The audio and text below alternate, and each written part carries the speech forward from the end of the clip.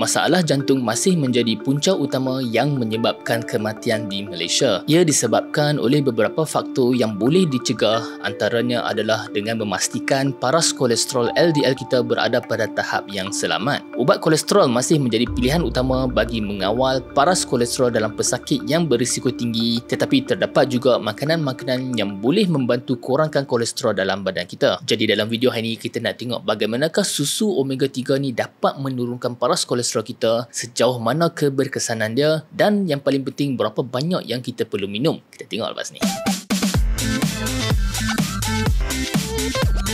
Assalamualaikum guys, what's cracking, back with another video. Okay guys, setiap kali saya buat video mengenai kolesterol, mesti ada orang yang akan tanya mengenai susu omega 3 ni, whether dia berkesan ataupun tidak. Jadi saya fikir saya buatkan satu video khas untuk explain cara susu omega 3 ni berfungsi. Dan disclaimer, video ni bukan disponsor oleh mana-mana pihak. Okay guys, bila kita bercakap tentang kolesterol ni, ada makanan-makanan yang famous yang selalu timbul, contohnya seperti oats. Macam oats, dia menurunkan paras kolesterol kita dengan menggunakan serat larut atau dikenali sebagai beta-glucan. Tetapi untuk susu omega 3 ni, dia menggunakan satu bahan natural dikenali sebagai phytosterols, dan melalui ingredient ni lah dia dapat mengurangkan paras kolesterol dalam badan kita. Phytosterols ni adalah satu bahan natural yang mirip seperti kolesterol yang wujud banyak dalam tumbuh-tumbuhan. Makanan seperti buah-buahan, kekacang, whole grains kaya dengan phytosterols ni, tetapi selalunya kandungan phytosterols dalam makanan-makanan ni tidak cukup tinggi untuk memberi impak kepada kolesterol kita. Jadi cara phytosterols ni berfungsi adalah disebabkan bentuk dan fungsi phytosterols ni ala-ala macam bentuk kolesterol kita. Phytosterols ni dia akan berebut dengan kolesterol dalam pembentukan micelles dalam usus kita. Hal ni akan menyebabkan pengurangan penyerapan kolesterol oleh usus kita, dan lebih banyak kolesterol dikeluarkan melalui najis dan secara tak langsung mengurangkan jumlah kolesterol dalam badan kita. Dalam bahasa mudahnya, phytosterols ni dia blok penyerapan kolesterol dalam usus kita. Jadi persoalannya, adakah phytosterols ni berkesan? Berdasarkan banyak kajian, phytosterols ni dapat mengurangkan paras kolesterol LDL kita di antara 7.5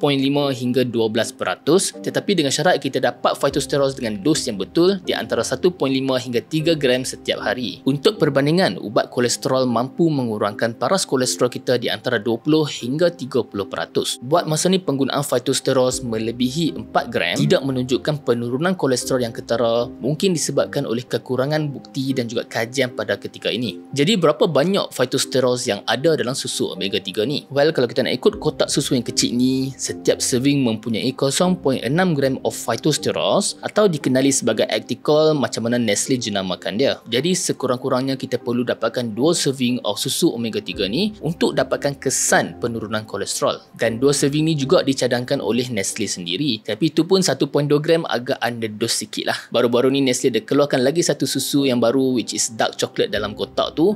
Bagi saya sangat-sangat sedap, walaupun tak dapat kolesterol lowering effects pun saya minum sekotak sehari lah. Nestle pun ada lagi satu produk namanya Omega Plus with Oats, di mana dengan jenis susu ni kita akan dapatkan dual action, di mana kita dapat menurunkan kolesterol melalui phytosterols tadi, dan lagi satu daripada beta-glucan, serat larut daripada oats. Cuma di sini saya nak kongsikan, jika kita dah decide untuk nak menggunakan susu omega 3 ni, ada 3 tips yang saya nak kongsikan supaya kita dapat maksimalkan penurunan kolesterol kita. Tips yang pertama adalah mendapatkan dos yang cukup di antara 1.5 hingga 3 gram. Kalau boleh purata dapat 2 gram setiap hari tu yang terbaik. Kalau dalam serving dia tak cukup, anda boleh tambah tepung susu tu sendiri. Tips yang kedua adalah pastikan kita minum susu omega 3 ni 2 kali sehari instead of 1 kali, walaupun dengan dos yang sama. Ada kajian yang membuktikan apabila kita minum lebih daripada 1 kali sehari, penurunan kolesterol tu lebih baik. Dan tips yang ketiga, kalau boleh susu omega 3 ni diambil dengan makanan yang mempunyai sedikit lemak, contohnya dengan breakfast yang berat atau pada waktu makan tengah hari. Yang penting jangan minum perut kosong. Cuma guys, ada satu benda yang paling penting yang anda kena tahu mengenai phytosterols ni. Walaupun dia terbukti dapat menurunkan paras kolesterol tak baik LDL kita,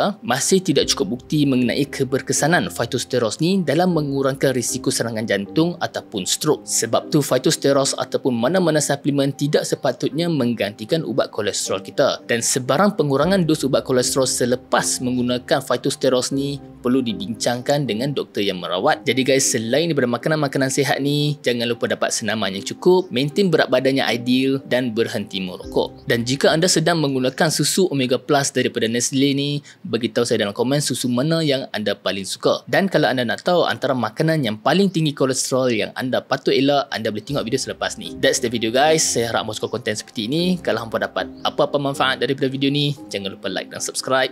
Tinggalkan soalan hampa di ruang komen di bawah. Kita jumpa dalam video seterusnya.